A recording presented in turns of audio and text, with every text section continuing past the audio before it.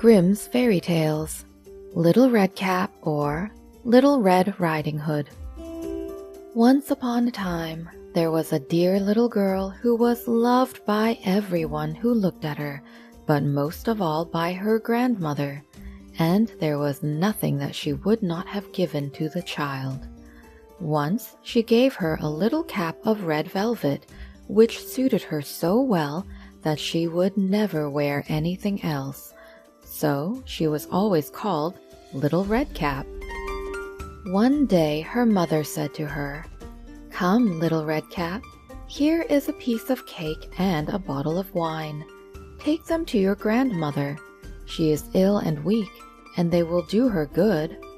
Set out before it gets hot, and when you are going, walk nicely and quietly and do not run off the path, or you may fall and break the bottle, and then your grandmother will get nothing. And when you go into her room, don't forget to say, 'Good morning,' and don't peep into every corner before you do it." "I will take great care," said Little Red Cap to her mother, and gave her hand on it. The grandmother lived out in the wood, half a league from the village, and just as Little Red Cap entered the wood, a wolf met her. Red Cap did not know what a wicked creature he was, and was not at all afraid of him. "Good day, Little Red Cap," said he. "Thank you kindly, Wolf." "Whither away so early, Little Red Cap?" "To my grandmother's." "What have you got in your apron?" "Cake and wine. Yesterday was baking day, so poor sick grandmother is to have something good to make her stronger." "Where does your grandmother live, Little Red Cap?" "A good quarter of a league farther on in the wood. Her house stands under the 3 large oak trees. The nut trees are just below. You surely must know it," replied Little Red Cap.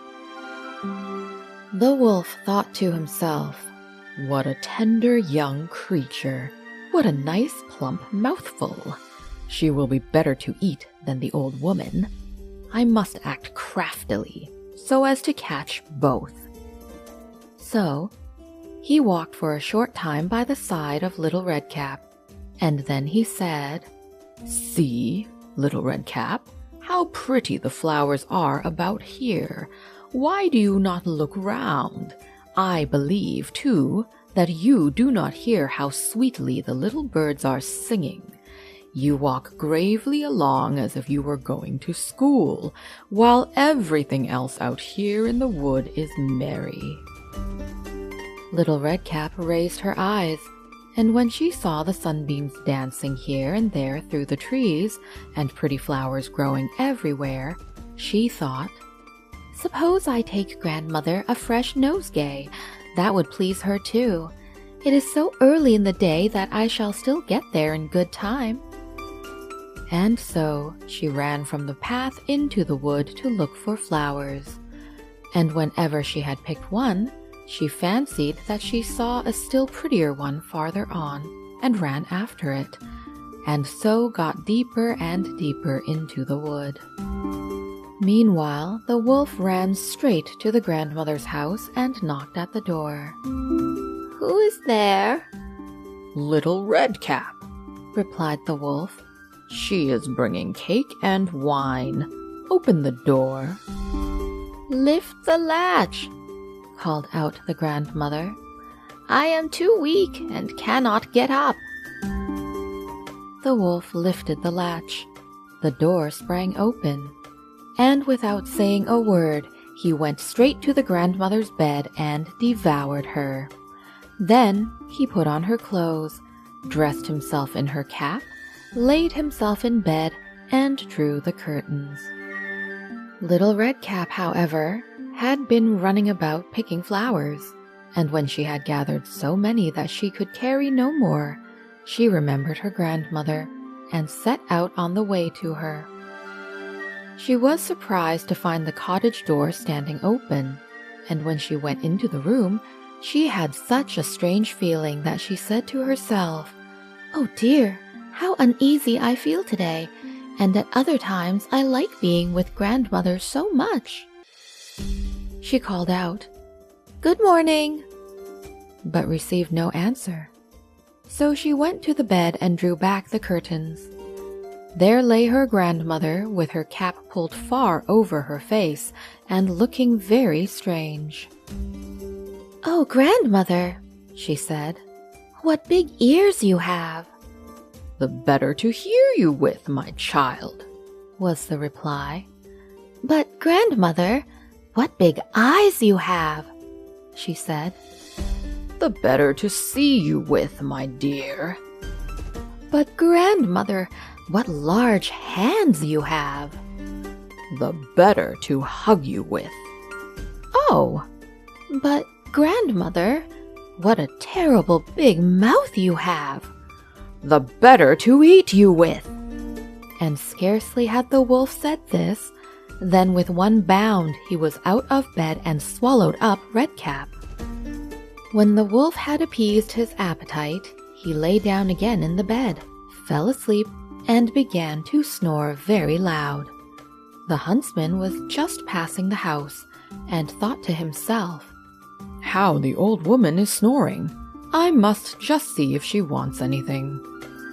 So he went into the room, and when he came to the bed, he saw that the wolf was lying in it. "Do I find you here, you old sinner?" said he. "I have long sought you." Then, just as he was going to fire at him, it occurred to him that the wolf might have devoured the grandmother, and that she might still be saved. So he did not fire, but took a pair of scissors and began to cut open the stomach of the sleeping wolf.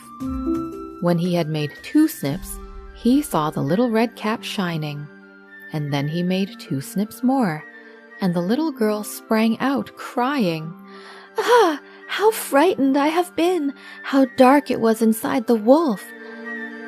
And after that, the aged grandmother came out alive also, but scarcely able to breathe. Redcap, however, quickly fetched great stones with which they filled the wolf's belly, and when he awoke, he wanted to run away. But the stones were so heavy that he collapsed at once and fell dead. All 3 were delighted. The huntsman drew off the wolf's skin and went home with it. The grandmother ate the cake and drank the wine which Redcap had brought, and revived, but Redcap thought to herself, "As long as I live, I will never by myself leave the path to run into the wood when my mother has forbidden me to do so." It also related that once when Redcap was again taking cakes to the old grandmother, another wolf spoke to her and tried to entice her from the path. Redcap, however, was on her guard and went straight forward on her way, and told the grandmother that she had met the wolf, and that he had said good morning to her, but with such a wicked look in his eyes that if they had not been on the public road, she was certain he would have eaten her up. "Well," said the grandmother, "we will shut the door that he may not come in." Soon afterwards, the wolf knocked and cried, "Open the door, grandmother. I am Little Redcap, and am bringing you some cakes." But they did not speak or open the door. So the gray beard stole twice or thrice around the house, and at last jumped on the roof, intending to wait until Redcap went home in the evening, and then to steal after her and devour her in the darkness. But the grandmother saw what was in his thoughts. In front of the house was a great stone trough. So she said to the child, "Take the pail, Redcap. I made some sausages yesterday, so carry the water in which I boiled them to the trough." Redcap carried until the great trough was quite full. Then the smell of the sausages reached the wolf, and he sniffed and peeped down, and at last stretched out his neck so far that he could no longer keep his footing and began to slip, and slipped down from the roof straight into the great trough, and was drowned. But Redcap went joyously home, and no one ever did anything to harm her again.